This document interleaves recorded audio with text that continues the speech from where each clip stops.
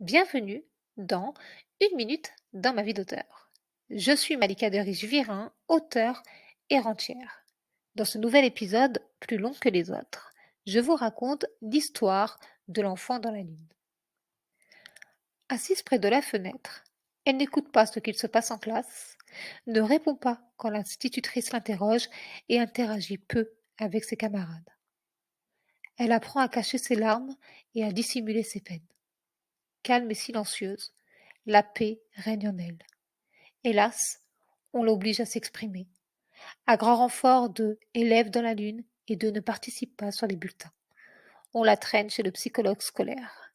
Elle doit être comme tout le monde, handicapée ou pas, violentée ou pas, elle doit entrer dans le moule qu'on lui impose. L'enfant dans la lune apprend à faire bonne figure, enfile son masque et son armure pour exister dans ce bas monde.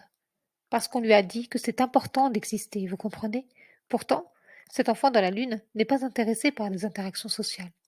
Elle s'ennuie rapidement et préfère se concentrer sur son monde intérieur pour créer sa richesse extérieure selon ses codes et ses règles.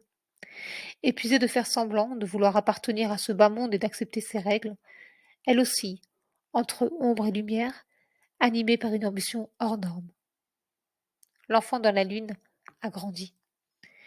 Elle se connaît mieux que quiconque, connaît ses parts d'ombre en profondeur, et sait qu'être dans la lumière ne doit servir que sa noble cause. Le reste n'est que poussière. Et, comme des milliards d'êtres avant elle, et des milliards d'êtres après elle, elle tombera dans l'oubli ici-bas. Alors, sa quête est double. Être libre et laisser une trace immuable de sa noblesse d'âme. À la semaine prochaine.